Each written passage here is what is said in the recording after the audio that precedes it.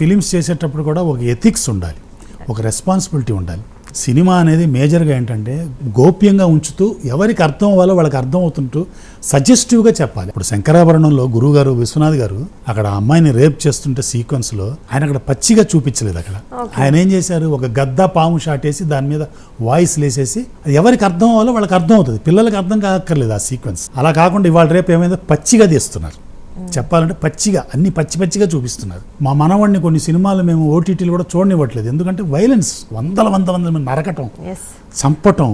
మా నాన్నగారిది ఒక సబ్జెక్ట్ అమ్మా, బ్యాంగ్ అని ఒక సబ్జెక్ట్ 94లో చేశాను. చిన్న పిల్లోళ్ళని మనం చిన్నప్పటి నుంచి కూడా చాలా వైలెంట్గా పెంచడానికి ట్రై చేస్తున్నాము. గన్ను కొనిస్తాం పిల్లోడికి, వాడు పేలుస్తుంటే నువ్వు ఇక్కడ హూ అని పడిపోతున్నట్టు వాడిని ఎంకరేజ్ చేస్తారు. అట్లా ఎంకరేజ్ చేయకూడదు మన పిల్లల్ని. సో ఈ టాయ్స్ అన్ని మనం బ్యాన్ చేయాలి. సోషల్ రెస్పాన్సిబిలిటీ ఉండదు, ఏది పడితే అది తీయకూడదు. అందరు చూస్తున్నారు కదా, జనం చూస్తున్నారు, అదే తీస్తాను అనటం నా ఉద్దేశంలో అయితే తప్పది.